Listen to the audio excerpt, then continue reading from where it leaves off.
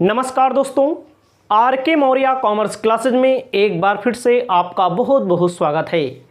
इस वीडियो के माध्यम से आपको बताने जा रहे हैं कंपनी अपने अंशों को निर्गमित कैसे करती है। कंपनी अपने अंशों को निर्गमित कैसे करती है, यानी कि अपने अंशों को बेच करके पैसा कैसे प्राप्त करती है, जिससे बिजनेस को आगे बढ़ा सके। बिजनेस में लगा करके बिजनेस को बहुत बड़ी प्रक्रिया में कैसे आगे बढ़ाया जाता है। आपको ध्यान देना है, जितना मैं टॉपिक बता रहा हूं इतना आप अच्छे से समझते चलिए, आपको याद हो जाएगा। हमने एक एग्जांपल लिया था पिछली वीडियो के माध्यम से। मैंने अपनी कंपनी का नाम रख दिया था आर के Maurya commerce classes private limited.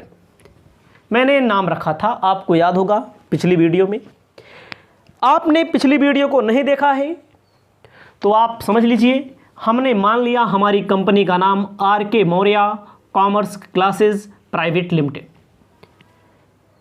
मैंने आपको बताया है, जिस व्यक्ति के मस्तिष्क में उत्पन्न हो कि हम कंपनी शुरू करेंगे और वह व्यक्ति कंपनी की प्रारंभिक क्रियाओं को करे, उसे क्या कहा जाता है? प्रवर्तक।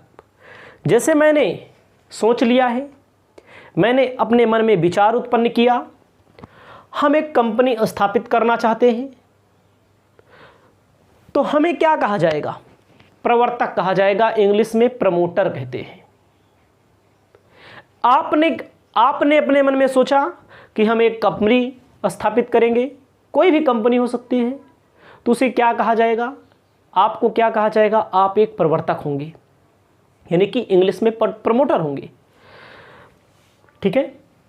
हमने सोचा आर के Maurya commerce classes private limited नाम से एक कंपनी की स्थापना की जाए, और अगर मैंने सोचा है, हमारे मस्तिष्क में विचार उत्पन्न हुआ है, तो हम ही कंपनी की प्रारंभिक क्रियाकलापों को करेंगे। कंपनी की प्रारंभिक क्रियाकलापों का मतलब होता है कंपनी का नाम क्या होगा, कंपनी का उद्देश्य क्या होगा, कंपनी में पूंजी कितनी लगाई जाएगी, कंपनी का रजिस्ट्रेशन कैसे होगा, कंपनी का कार्यालय कैसे होगा, कंपनी से संबंधित सभी बातों को हमें ध्यान में रखना पड़ेगा। तो आपको मैंने बताया, मैंने रख दिया नाम आर के मौर्य कॉमर्स क्लासेस। इसकी जो प्रारंभिक रूपरेखा होती है, कागजात से संबंधित प्रारंभिक रूपरेखा जो होती है, हमें ही तय करना होगा। हमें का मतलब जो व्यक्ति कंपनी को रखेगा, कंपनी को खोलने का जिस व्यक्ति के अंदर विचार उत्पन्न होगा, प्रारंभिक रूपरेखा जो तैयार किया करेगा, उसे कहेंगे प्रवर्तक। इंग्लिश में कहते हैं प्रमोटर। इतना आपको पता है। जो व्यक्ति कंपनी को रखे, कंपनी की प्रारंभिक क्रियाओं को करे, उसे कहते हैं प्रवर्तक। ठीक है। अब बात आती है, आर के मौर्य कॉमर्स क्लासेस हमारी कंपनी का नाम है। कंपनी का नाम रख लेने से कोई कंपनी नहीं खुल जाती। कंपनी को चलाने के लिए धन की आवश्यकता पड़ती है, जिसे कहते हैं पूंजी। कंपनी को चलाने के लिए धन की आवश्यकता पड़ती है, जिसे कहते हैं पूंजी। इंग्लिश में कहते हैं कैपिटल। बिना पूंजी के कोई व्यापार नहीं हो सकता, कोई कंपनी नहीं चल सकती। पूंजी ही व्यवसाय का रक्त होता है। जिस प्रकार हमारे शरीर के अंगों को चलने के लिए, एक्टिविटी के लिए क्या ज़रूरत पड़ती है? रक्त की ज़रूरत पड़ती है। उसी प्रकार किसी भी बिजनेस को चलाने के लिए, किसी भी कंपनी को चलाने के लिए पूंजी की ज़रूरत पड़ती है। हमारा नाम राजकुमार मौर्य, हमारी कंपनी का नाम आर के मौर्य कॉमर्स क्लासेस। आपको मैंने क्या बताया? प्रारंभिक रूपरेखा को तैयार किया, हमें प्रवर्तक कहा जाएगा। और प्रारंभिक रूपरेखा तैयार करने के बाद हमें पूंजी की ज़रूरत पड़ेगी कंपनी को स्टार्टअप करने के लिए, कंपनी को आगे बढ़ाने के लिए। पूंजी हमें कहाँ मिलेगी? पूंजी दो प्रकार से मिलती है। मुख्य तौर से दो प्रकार मान लीजिए। एक होता है किसी को अपने यहाँ हिस्से के लिए रख लिया जाए, भैया आप भी पैसा लगा दीजिए, आप भी लगा दीजिए, आपको हिस्सा दिया जाएगा। और एक होता है आप हमारी कंपनी को ऋण दे दीजिए, लोन दे दीजिए। यही दो हैं। कंपनी पूंजी प्राप्त करने के लिए जो हिस्सा बेचती है यानी कि अंश बेचती है, और क्या लेती है, ऋण लेती है। ऋण के लिए ऋण पत्र का चैप्टर आप पढ़ेंगे, लेकिन ऋण पत्र का चैप्टर यहाँ पर नहीं पढ़ना है, आपको पढ़ना है अंश का चैप्टर। कंपनी को जरूरत है पैसे की, पूंजी की, तो कंपनी पैसा अंश से प्राप्त करेगी, ऋण पत्र से प्राप्त करेगी। इसके दो ही साधन हैं। अब कंपनी अंशों का निर्गमन कैसे करेगी? जब अंशों का कंपनी निर्गमन करेगी, कैसे करेगी, इसको आपको ध्यान देना पड़ेगा। एक होता है प्रविवरण, इंग्लिश में कहते हैं प्रॉस्पेक्टस। प्रविवरण, हमारी कंपनी, मैं इसका प्रवर्तक आर.के. मौर्य कॉमर्स क्लासेस को, हमें चाहिए पूंजी। पूंजी हम कहाँ से प्राप्त कर सकते हैं? अंशों को बेच करके, ऋण पत्रों को बेच करके। लोन लेते हैं किसी से तो ऋण पत्र होता है, अंश बेचते हैं तो हिस्सा होता है। तो हम इस चैप्टर को आगे पढ़ेंगे अंश के बाद, उसके पहले पढ़ेंगे अंश। तो प्रविवरण आपको ध्यान देना है क्या होता है। प्रविवरण का मतलब होता है, जैसे हमारे पास आप फोन करते हैं, तो हमसे डेमो क्लास लेते हैं। जब आप हमसे डेमो क्लास लेते हैं, डेमो क्लास में आपको पसंद आता है, तो आप हमारी पेड क्लास को ले लेते हैं। यही तो होता है। आप अपने कॉलेज में एडमिशन करवाने जाते हैं, स्कूल में एडमिशन करवाने जाते हैं, तो आपको क्या करना पड़ता है?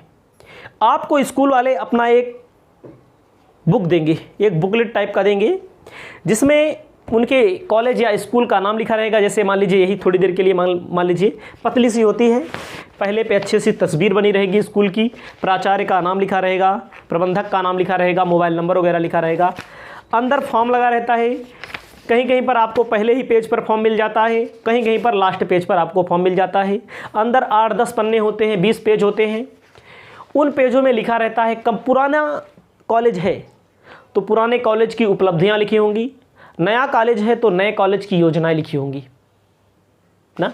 पुराना कॉलेज जैसे रहता है, पुरानी यूनिवर्सिटी जैसे रहती है, तो अपनी उपलब्धियों की बखान करती है। हमारे यहाँ इतने स्टूडेंट पढ़े, इतने टीचर हैं, टीचर की योग्यता क्या है। तो जो स्टूडेंट पढ़ते हैं सक्सेस होते हैं, जो कोई आईएएस बन जाता है, आईपीएस बन जाता है, चार्टर्ड अकाउंटेंट बन जाता है, इन सब के संबंध में तमाम चीज़ें होती हैं। जो कॉलेज या स्कूल जैसी सुविधा समझते हैं, उसी प्रकार से अपना बखान करते हैं। पुराना कॉलेज रहता है तो क्या बताता है? उपलब्धि। और नया कॉलेज होता है तो क्या बताता है? योजना। कॉलेज की बात मैं कर रहा हूं, लेकिन यहां पर कॉलेज नहीं है, यहां पर क्या है? यहां पर है कंपनी। हमारी कंपनी नहीं है R K. Maurya commerce classes private limited. ऐसे कोई हमारी कंपनी में नहीं आएगा अंश खरीदने के लिए। अगर हमारी कंपनी नहीं है तो हमें अपनी योजना को बताना पड़ेगा। हम अपनी कंपनी में क्या करेंगे, हमारी कंपनी का उद्देश्य क्या है, हमारी कंपनी का नाम क्या है, हमारी कंपनी का रजिस्ट्रेशन क्या है। ये सब चीज़ें इसी प्रविवरण में, इसी कागज में, इसी प्रॉस्पेक्टस में लिख दी जाएंगी। नया कंपनी है तो, पुरानी है तो उपलब्धियों के बारे में लिख देंगे, हमने इतने स्टूडेंट को पढ़ाया है। कोई भी कंपनी आप समझिए, पुरानी कंपनी है तो अपनी उपलब्धि को बताएगी, नई कंपनी है तो अपनी योजना को बताएगी। ठीक है। अब जो व्यक्ति प्रॉस्पेक्टस पढ़ लिया, समझ में आ गया, हाँ कंपनी ठीक ठाक है, कंपनी में लाइए शेयर खरीद लिया जाए, अंश को खरीद लिया जाए। तो अंश कैसे खरीदा जाता है, अंश का निर्गमन कैसे किया जाता है? सबसे पहले आपको समझना है अंशों का निर्गमन। अंशों के निर्गमन में आपको ध्यान देना है, सर्वप्रथम जो होता है नकदी के लिए कंपनी को पैसे की ज़रूरत है, नकदी की ज़रूरत है, तो कंपनी कैश के लिए अंशों का निर्गमन करती है। नकदी के लिए अंशों का निर्गमन करती है। दूसरा क्या होता है, नकदी के अतिरिक्त अन्य प्रतिफल के लिए। नकदी के अतिरिक्त अन्य प्रतिफल का मतलब क्या होता है, ध्यान दीजिएगा। हमारी company R K. Maurya commerce classes limited private limited, हमने पूंजी प्राप्त करने के लिए अंशों का निर्गमन हमें करना है। हम प्रविवरण जारी करेंगे, लोग पढ़ेंगे, पसंद आएगा तो हमारे अंश को लेंगे। तो अंशों का जो निर्गमन किया जाता है 2 प्रकार से मुख्य तौर पर, ठीक है। पहला है नकदी के लिए, नकदी का मतलब पैसा हमें चाहिए तो पैसे के लिए। दूसरा होता है कहीं से हम मान लीजिए फर्नीचर खरीद लीजिए, उसके बदले में पैसा नहीं देंगे, किसी कंपनी से, किसी दुकानदार से मैंने क्या किया, फर्नीचर खरीद लिया, कंपनी ने फर्नीचर खरीद लिया, तो कंपनी क्या करेगी, कंपनी नकदी नहीं देगी। नकदी देगी तो कोई बात नहीं, नकदी नहीं देगी तो क्या होगा, अन्य प्रतिफल, परचेज कॉन्सिडरेशन इसे बोला जाता है, इसे कहते हैं अन्य प्रतिफल, ठीक है। दलालों को कमीशन देना, जो अंश बिकवाने का ठेका लेंगे। प्रवर्तकों को, जैसे मैंने इस कंपनी की स्थापना की तो हमें क्या मिलेगा, हमें भी इस कंपनी को स्थापित करने के बदले हमें भी अंश मिलेगा, हमारा भी शेयर होगा उसमें, और सबकी तरह हम भी उसी में रहेंगे, हम अलग से कोई स्पेशल नहीं रहेंगे। इस कार्य के लिए हमें क्या मिलेगा, अंश मिलेगा। तो पहला है नकदी के लिए, दूसरा होता है नकदी के अतिरिक्त अन्य प्रतिफल के लिए। मान लीजिए कहीं से मशीनरी हम खरीद लिए, कंपनी ने खरीद लिया, ठीक है, तो वहां पर पैसा नहीं देना है, वहां पर शेयर दे दीजिए, अंश दे दीजिए। दूसरा क्या होता है, फर्नीचर खरीद लिया मैंने, मोटर गाड़ी मैंने खरीद लिया, यानी कि कंपनी ने खरीद लिया, R K. Maurya commerce classes private limited. मैं कंपनी से अलग हो जाऊंगा, कंपनी अलग हो जाएगी, फिर मैं भले प्रवर्तक हूं, हमारा हिस्सा इसमें रहेगा, कंपनी का मैं भी सदस्य रहूंगा, ठीक है। तो कंपनी जो जो सामान खरीदेगी उसके बदले अगर नकदी करेगी नकदी वाला एंट्री होगी, अगर अन्य प्रतिफल के लिए होगा तो अन्य प्रतिफल के लिए। तो एक एक पॉइंट को हम आपको समझा रहे हैं, आपको याद रखना है। हम जो भी बताते हैं पूरा ठोस आपको जानकारी उपलब्ध कराएंगे और पूरा का पूरा क्वेश्चन लाइन से सॉल्व कराएंगे, मेरी गारंटी होगी। तो इसमें आपको ध्यान देना है, अंशों के निर्गमन में मैंने अभी लिखा है नकदी के लिए। दूसरा आपको लिखना है अंशों के निर्गमन मूल्य। अंशों का जो निर्गमन मूल्य होता है वो क्या होता है, ठीक है। अंशों का जो निर्गमन मूल्य होता है इसको भी आपको समझना है, इसे आप अपने कॉपी में जरूर लिखेंगे, याद रखना। सम मूल्य,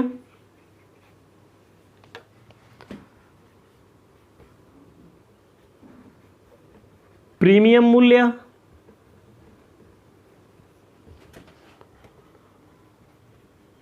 कटौती मूल्य, 3 मूल्य होते हैं। सम मूल्य को एट पार कहते हैं, ठीक है। प्रीमियम को एट प्रीमियम कहते हैं इंग्लिश में, कटौती को एट डिस्काउंट कहते हैं, ठीक है। सम मूल्य का मतलब क्या होता है, मान लीजिए कंपनी का अंश 10 रुपए का है और कंपनी इस अंश को 10 रुपए में ही निर्गमित करे, जितने का है यानी कि बराबर में, जितने का है उतने में ही निर्गमित करे, इसे कहते हैं सम मूल्य। प्रीमियम 10 रुपए का है, 12 रुपए में निर्गमित करे, इसे कहते हैं प्रीमियम, याद रखिएगा। सम मूल्य का मतलब 10 का मूल्य है, 10 रुपए में निर्गमित करे, सम मूल्य 10 का मूल्य है, 10 रुपए का सामान है, 10 रुपए का अंश है, इसे 10 रुपए से ज़्यादा में, 11 में, 12 में, 15 में, 18 में, जो भी कुल मिला के ज़्यादा, अंकित मूल्य से ज़्यादा में जब निर्गमित किया जाता है इसे कहते हैं प्रीमियम। प्रीमियम को इंग्लिश में हिंदी में कहते हैं प्रब्याजी। अधिमूल्य भी कहा जाता है इसे, ठीक है, अधिमूल्य कहा जाता है, प्रब्याज भी कहा जाता है।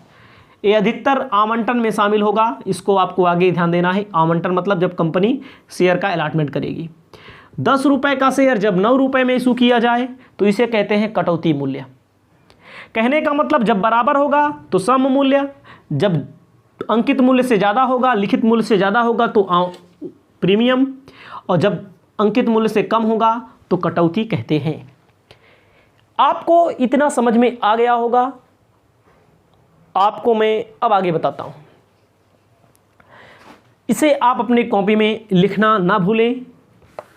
तो सबसे पहले आपको याद रखना है, यहां पर मैंने अभी लिखा जो मैंने मिटाया, नकदी के लिए अंशों का निर्गमन। नकदी के लिए अंशों का निर्गमन। नकदी के लिए अंशों के निर्गमन का मतलब क्या होता है, इसको आप समझिए। मैंने आपको बताया जब कंपनी को पैसे की ज़रूरत है ना, जब कंपनी को पैसे की ज़रूरत है तो कंपनी क्या करती है, कंपनी नकदी के लिए अंशों का निर्गमन कर देती है। इसमें आती है अब बात जर्नल प्रविष्टि, आती है बात जर्नल प्रविष्टि, जर्नल एंट्री की बात आती है। जर्नल एंट्री में आपको ध्यान देना है, जर्नल एंट्री होता है, एक कंडीशन बनती है इसमें, एक मुश्त, जिसे मान लीजिए 100 रुपये का शेयर है या 10 रुपये का शेयर है, 100 रुपया इकट्ठा प्राप्त करना है। इकट्ठा जब प्राप्त करना है तो इसे बोला जाता है एक मुश्त। एक मुश्त का मतलब क्या होता है, इकट्ठा प्राप्त करना है, इकट्ठा प्राप्त करना है, इसे बोला जाता है एक मुश्त, ठीक है। तो एक मुश्त के लिए आपको यहां पर ध्यान देना है, जर्नल एंट्री है, एक मुश्त के लिए जो है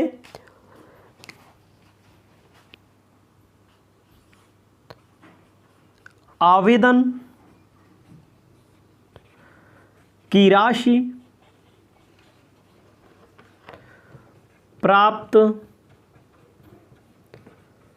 होने पर, आवेदन की राशि प्राप्त होने पर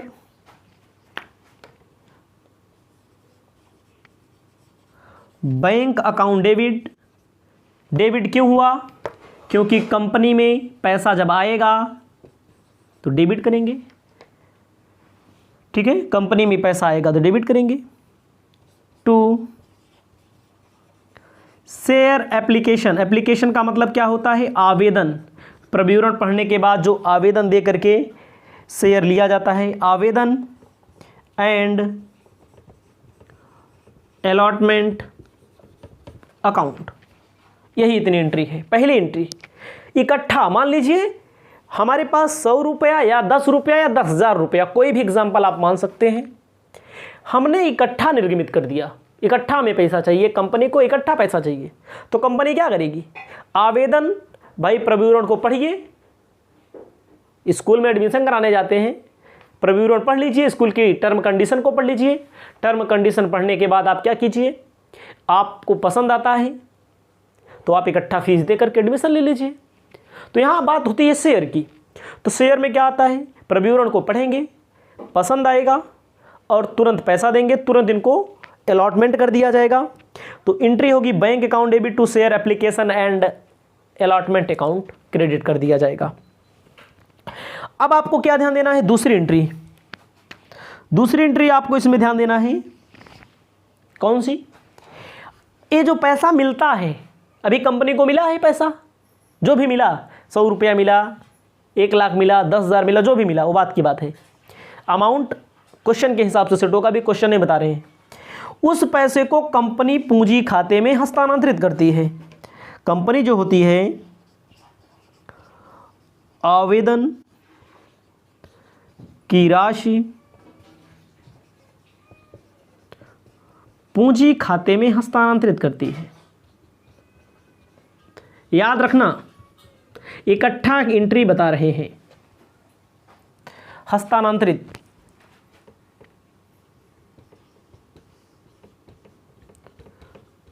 करने पर एंट्री होगी शेयर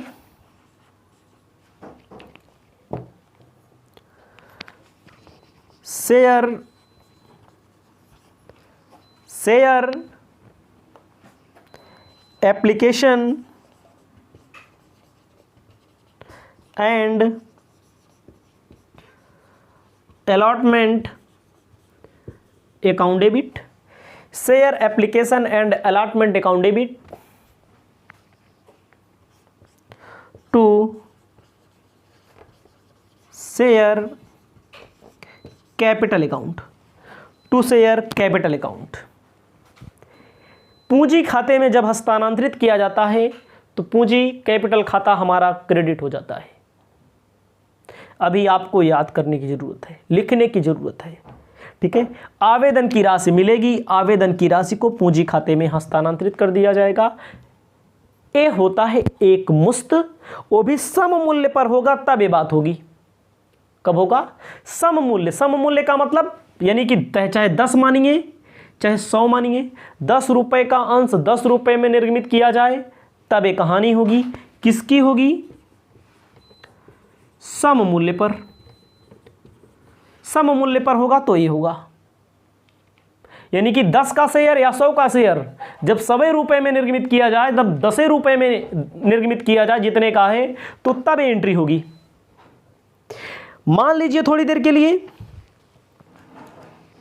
कटौती पर निर्गमित करना पड़ता है, उस पर प्रीमियम पर एक बार इतना आप लिखेंगे। दोबारा वीडियो को रोक दीजिए, बिना लिखे हुए आगे मत बढ़िए, मैं आपको बताता चलता हूं। वीडियो को रोकने के बाद आपको क्या बता रहा हूं, इसमें अब आपको याद रखना है, एक मुश्त में जब प्रीमियम की बात आए, प्रीमियम का मतलब ये वाला कंडीशन, प्रीमियम पर निर्गमन हो, 10 का सामान भैया 12 में निर्गमित होगा ना, 10 का सामान 12 में बिकेगा, तो यहां पर 12 रुपया, यहां पर 12 रुपया, तो कुछ नहीं अंतर। यहीं पर क्या लिख दिया जाएगा? To S P. एस का मतलब सिक्योरिटी, पी का मतलब प्रीमियम। एस का मतलब सिक्योरिटी, पी का मतलब प्रीमियम मिल जाएगा। तो 10 यहां दिखा दिया जाएगा, 2 यहां दिखा जाएगा, हो जाएगा 12। ठीक, ये आपकी जर्नल प्रविष्टि है। एक मुश्त, एक मुश्त में प्रीमियम की संबंधित, प्रीमियम से संबंधित है आपका ये, ठीक है। इसे जब आप लिख लेंगे तो बात आती है, भी कटौती वाला सर ने नहीं बताया, कटौती वाली भी मैं आपको बता देता हूं, ठीक है। जहां प्रीमियम है यहीं पर क्या हो जाएगा? कटौती। 10 का शेयर जब 9 रुपए में निर्गमित किया जाए तब क्या होगा भाई? 10 का शेयर जब 9 रुपए में निर्गमित किया जाए तब क्या होगा? याद रखना है, वीडियो को रोक कर लिख लेना है, मैं वीडियो बना रहा हूं आपके लिए, ठीक है। तब अब क्या करना है, मान लीजिए कटौती की कंडीशन आ गई, 10 का 9 रुपए में, तो बैंक अकाउंट डेबिट कितना रुपया मिलेगा? 9 रुपया ही मिलेगा। यहां पर क्या लिख दिया जाएगा? डिस्काउंट, डिस्काउंट डेबिट, 1 रुपया वो भी डेबिट में होगा, टोटल 10 रुपया। उसके बाद आवेदन की राशि पूंजी खाते में हस्तांतरित करने पर, आवेदन की राशि को जब पूंजी खाते में हस्तांतरित करते हैं तो कितना पैसा मिला है? 9 रुपया तो मिला है, 9 रुपया मिला है ना, तो 9 रुपए को पूंजी खाते में हस्तांतरित कर दिया जाएगा। केवल आपको एंट्री लिखनी है, पैसा नहीं लिखना है। आने वाली और भी वीडियो में जो भी क्वेश्चन आपके लिए मिलेंगे, सभी क्वेश्चन को अच्छी तरह से हम बताएंगे, इससे संबंधित आपको कोई दिक्कत नहीं होगी, इसकी मेरी 100% गारंटी है। पहले समल मूल्य पर मैंने बता दिया, दूसरी बार मैंने प्रीमियम पे बता दिया, तो यहाँ पर सिक्योरिटी प्रीमियम लिख उठा, तीसरी बार मैंने बता दिया आपको डिस्काउंट का। 3 तरह की एंट्री मैंने आपको बता दी। ए है नकदी के लिए, जब इकट्ठा पैसा भैया मिल जाए तब। अब आपको बताने जा रहे हैं, इसको लिख लेंगे, वीडियो को रोक करके जैसे भी आवश्यकता हो वैसे लिख लेंगे आप।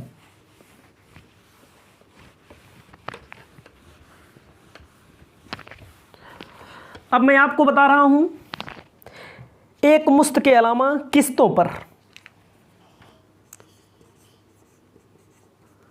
किस्तों पर अंशों का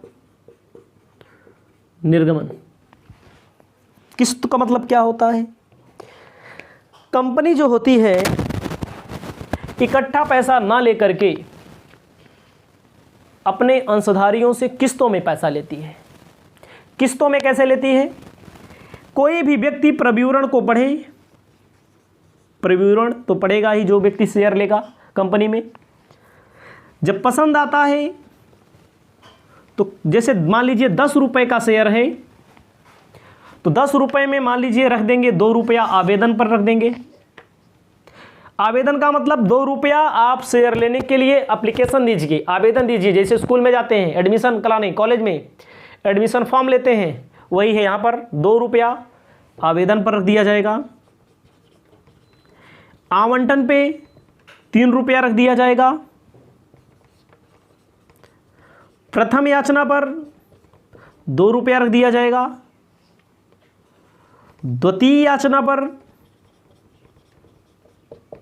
1 रुपया रख दिया जाएगा। अंतिम याचना पर 2 रुपये रख दिया जाएगा। इसको जोड़ते हैं कितना होता है? 2 1 3 2 5 2 5 3 8 2 10, टोटल देखो 10 रुपया हो गया। मतलब कि इसके पहले वाले में, एक मुश्त वाले में अगर 10 रुपये का शेयर होता तो इकट्ठा मिलता पैसा, तो 2 ही एंट्री करते। यहाँ पर देखो किस्त में हो गया, किस्तें यहाँ तक भी हो सकती हैं, यहाँ तक भी हो सकती हैं, यहाँ तक भी हो सकती हैं, यहाँ तक भी हो सकती हैं। आवेदन अकेले, आवेदन पे अकेले पूरा पैसा रहेगा तो एक मुश्त हो जाएगा। आवंटन पे आ जाएगा कुछ तो किस्त हो जाएगा। तो इकट्ठा पैसा कंपनी ना मांग करके अपने अंशधारियों से अपनी आवश्यकता अनुसार पैसा कैसे मांगती है? किस्तों में मांगा करती है। इसीलिए इसे कहा गया है किस्तों में अंशों का निर्गमन। इसके लिए आपको ध्यान देना है, एक बार फिर से, कोई व्यक्ति कंपनी में प्रविवरण पढ़े, फिर पैसा दे करके आवेदन दे, आवेदन दे करके अंश को ले ले, अंश के लिए आवेदन दे, सब उसको आवंटन, आवंटन का मतलब अलॉट किया जाता है। प्रथम याचना को इंग्लिश में फर्स्ट कॉल कहते हैं, द्वितीय याचना को सेकंड कॉल कहते हैं, उसके बाद अंतिम याचना को फाइनल कॉल कहा जाता है। तो इसको आपको ध्यान में रखना है, ठीक है, इसको आपको ध्यान में रखना है। किस्त की बात आती है, इसमें मैं आपको अब आगे बता रहा हूं, सब पर 2-2 एंट्री होंगी। आवेदन पर 2 एंट्री, आवंटन पर 2 एंट्री, प्रथम याचना पर 2 एंट्री, द्वितीय याचना, अंतिम याचना पर। इसमें आपको जो जो मैं बता रहा हूं उसे आप समझिए। 4 एंट्री सबसे पहले आपको मैं बताऊंगा याद करने के लिए, बाकी सब बन जाएगी। शॉर्टकट तरीका मैं आपको बताऊंगा ताकि जो स्टूडेंट पहली बार पढ़ते हैं उनके लिए दिक्कतों का सामना करना पड़ जाता है। तो मैंने क्या क्या बताया है? सम मूल्य पर जर्नल एंट्री क्या होगी ना? दूसरा, प्रीमियम पर जर्नल एंट्री क्या होगी? तीसरा, कटौती पर जर्नल एंट्री क्या होगी? यही आपको हमें बताना है, समझना है आपको। सम मूल्य पर जर्नल एंट्री क्या होगी? पहले क्या बताया मैंने? आवेदन, कोई भी व्यक्ति आवेदन की राशि देगा तो कंपनी के यहाँ होती है। किसके यहाँ होती है एंट्री? कंपनी के यहाँ एंट्री होती है। आवेदन की राशि प्राप्त होने पर, आवेदन की राशि जब प्राप्त होती है तो bank account debit, bank account debit to share application account. मान लीजिए सम मूल्य पर 10 रुपये का शेयर 10 रुपये में, प्रीमियम 10 रुपये का शेयर 12 रुपये में, कटौती में 10 रुपये का शेयर 9 रुपये में। यही इतना मैंने एग्जाम्पल ऊपर बताया है। जब आवेदन की राशि प्राप्त होगी तो bank account debit to share application entry होगी। वही अगर प्रीमियम वाली कंडीशन है तो वही एंट्री होगी। इसमें कोई परिवर्तन नहीं होगा। Bank account debit to share application account. कटौती वाली एंट्री होगी तब भी वही एंट्री होगी, bank account debit to share application account. ए एंट्री होगी पहली एंट्री। आवेदन की तीनों कंडीशन में एंट्री यही होगी, इसमें कोई परिवर्तन नहीं होगा। अमाउंट में परिवर्तन हो सकता है, वो क्वेश्चन के अनुसार मिलता है अमाउंट जब क्वेश्चन पढ़ाएंगे तब आपको बताएंगे। अब अगला मैं आपको बता रहा हूं, आवेदन की राशि पूंजी खाते में हस्तांतरित करने पर। नरेशन भी नहीं बता रहा हूं, नरेशन वगैरह बाद में। आवेदन की राशि पूंजी खाते में हस्तांतरण।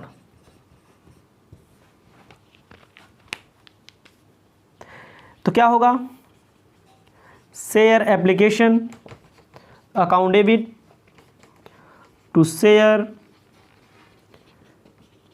Capital account. सब में यही होगा,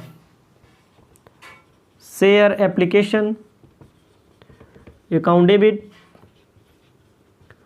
to share capital account to security premium account. यहाँ पर भी share application account debit to share capital account, यहाँ पर कोई परिवर्तन नहीं। ध्यान दीजिएगा, सिर्फ आवेदन की एंट्री मैंने लिखा है, आपको अलग अलग करके लिखना है। आवेदन की राशि प्राप्त होने पर वही तीनों दशाओं में एंट्रियां होती हैं, कोई परिवर्तन नहीं होगा। आवेदन की राशि पूंजी खाते में हस्तांतरित करने पर वही एंट्री तीनों दशाओं में होती है, कोई परिवर्तन नहीं होता। लेकिन इसमें सिक्योरिटी प्रीमियम, एस का मतलब, एस का मतलब सिक्योरिटी, पी का मतलब प्रीमियम। जब कभी आवेदन पर प्रीमियम होगा तब ये प्रीमियम लिखा जाएगा, अन्यथा नहीं लिखा जाएगा। आवेदन पर होगा तो अधिकतर आवंटन में मिलता है, लेकिन क्वेश्चन आपको मिलेगा जहां आवेदन पर भी मिलेगा प्रीमियम। ठीक है, तो आवेदन की दो एंट्री मैंने आपके सामने लिख दिया है, इसे आप वीडियो को रोककर लिख लीजिए। अभी मैं आपको और बता रहा हूं, जस्ट तुरंत बाद मैं वीडियो को थोड़ी देर के लिए अपने यहां रुकता हूं ताकि आप इसे लिख लें। उसके बाद मैं आवंटन से संबंधित एंट्री बता रहा हूं।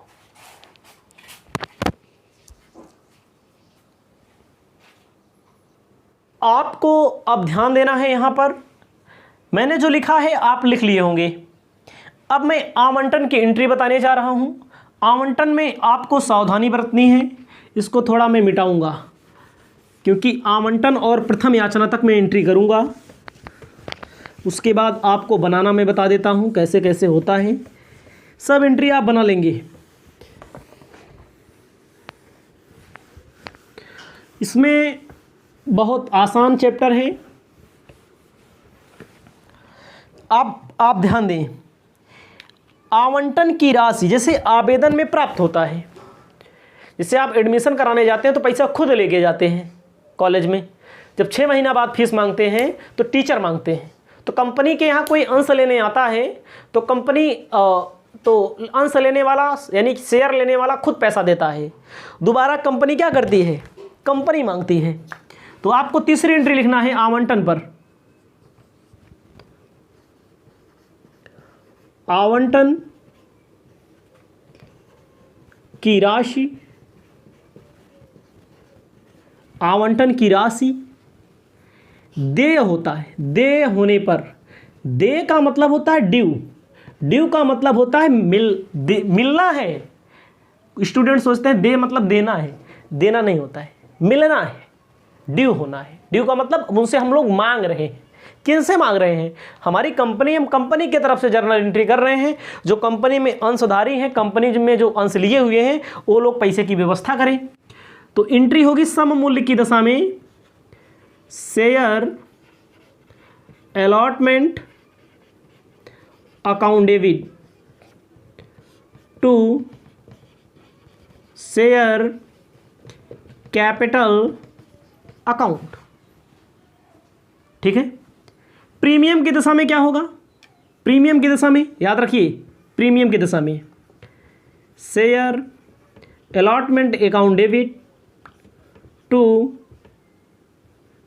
Share capital account to security premium account. क्या हो जाएगा? याद रखना, शेयर कैपिटल के साथ ही सिक्योरिटी प्रीमियम रहता है, हमेशा याद रखिएगा। कटौती रहेगी मान लीजिए तब अलॉटमेंट में, share allotment account debit, discount, मात्र डिस्काउंट लिखिए, discount on issue of share लिखा जाता है, पूरी जगह नहीं है अभी, discount on issue of share लिखा जाता है, क्वेश्चन मिलेगा तो बताएंगे। Debit to share capital account. मांगा गया है आवंटन की, दे का मतलब मैंने बता दिया, मांगा गया, ड्यू हुआ है। अब प्राप्त होगा आवंटन की राशि प्राप्त होने पर। जब आवंटन की राशि प्राप्त होती है तो एंट्री प्राप्त में हमेशा याद रखिएगा बैंक रहता है, बैंक अकाउंट डेबिट। किसका पैसा मिल रहा है? टू शेयर अलॉटमेंट अकाउंट का पैसा मिल रहा है। यही एंट्री सब में होगी, इसमें भी होगी, इसमें भी होगी। अमाउंट के लिए अभी कुछ नहीं दिक्कत है, अमाउंट क्वेश्चन में आपको लिखना पड़ेगा, ठीक है। जो एंट्री यहाँ पर चौथी हो रही है प्राप्त होने पर आवंटन सम मूल्य में, वही प्रीमियम में, वही कटौती में। उसके बाद पांचवी एंट्री क्या होगी? याद रखना यही चार एंट्री आपको याद हो, आवेदन की दो एंट्री आवंटन की, उसके बाद याद करने की जरूरत नहीं है, इसको याद करने की जरूरत नहीं, इसको समझना है। प्रथम याचना की राशि मांगने पर, मांगने का मतलब क्या होता है? दे होने पर। जहां पर अलॉटमेंट है वहीं पर क्या हो जाएगा? First call. जैसे देखो इसी के आधार पे, जिसे तीसरी है वैसे पांचवी रहेगी। देखो जहां पर शेयर है वहीं पर मैंने शेयर लिख दिया, जहां पर अलॉटमेंट है वहां पर क्या लिख देंगे? फर्स्ट, CALL कॉल, प्रथम याचना को कॉल कहते हैं, फर्स्ट कॉल अकाउंट डेबिट। पूरा का पूरा वही स्ट्रक्चर उतार दिया मैंने, to share capital account. Share allotment, देखो शेयर अलॉटमेंट जहां पर है, अलॉटमेंट के स्थान पे क्या लिखा गया? फर्स्ट कॉल, यही तो लिखा गया, यही तो अंतर है, और सब तो वही लिख दिया मैंने। आपको भी यही करना है, याद हो जाएगा। 2 4 10 क्वेश्चन 20 क्वेश्चन लगाएंगे, सब याद हो जाएगा, घबराने की जरूरत नहीं है। अब बात आती है भैया इसमें क्या एंट्री होगी? सब में एंट्रिया वही होगी, सब में वही एंट्रिया होगी।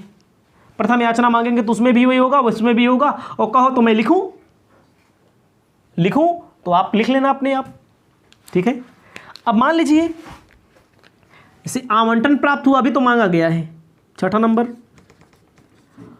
आवंटन, तो यहां पर क्या लिखा जाएगा? प्रथम याचना, प्रथम याचना प्राप्त होने पर।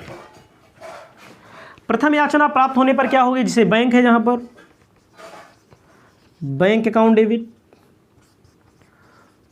टू शेयर अलॉटमेंट है ना, तो यहां पर क्या हो जाएगा? First call. सब में वही एंट्री होगी, सब में वही एंट्री जो मैंने यहां लिखा इसी के सामने वाला, यही एंट्री, यही एंट्री, यही एंट्री, यही एंट्री, यही एंट्री, यही एंट्री। क्वेश्चन मिलेगा तो पूरी एंट्री। यहां पर आपको सिर्फ समझाया जा रहा है, बताया जा रहा है कौन सी एंट्री होगी। मैंने प्रथम लिखा है, इसके बाद द्वितीय याचना होता है, जहां प्रथम लिखा वहीं द्वितीय कर दो, मतलब जहां फर्स्ट लिखा वहीं सेकंड कॉल कर दो, जहां जहां लिखा वहीं बदल दो। अंतिम है, जहां पर अंतिम है वहां पर अंतिम लिख दो। अंतिम को तृतीय नहीं लिखा जाता है, याद रखिएगा। तीसरी याचना भले होती है, तृतीय नहीं लिखा जाता, अंतिम फाइनल कॉल। फाइनल कॉल के बाद याचना नहीं की जाती है, इसको भी याद रखिएगा आप। तो इस वीडियो के माध्यम से अभी तक मैंने आपको बताया है अंशों का नकदीकरण, नकद के लिए कैसे निर्गमन किया जाता है, एक मुश्त के लिए कैसे निर्गमित किया जाता है, और एक मुश्त के अलावा कैसे निर्गमन किया जाता है उसके लिए किस्तों में आवेदन होता है, आवंटन होता है, प्रथम याचना होता है, द्वितीय याचना होता है, अंतिम याचना होती है। मैंने पूरी की पूरी जर्नल एंट्री आपको बता दी है। अंशों के निर्गमन से संबंधित वीडियो लंबा बन रहा है और बन भी चुका है, इसलिए इस वीडियो को यहीं पर समाप्त करते हैं। अगली वीडियो में आपके लिए लेकर आ रहे हैं अगला पॉइंट। जो भी पॉइंट मिल रहा है पूरे के पूरे पॉइंट आपको मिलेंगे, कोई दिक्कत नहीं होगी। आपको मिलते हैं नए वीडियो में, तब तक के लिए जय हिंद, जय भारत।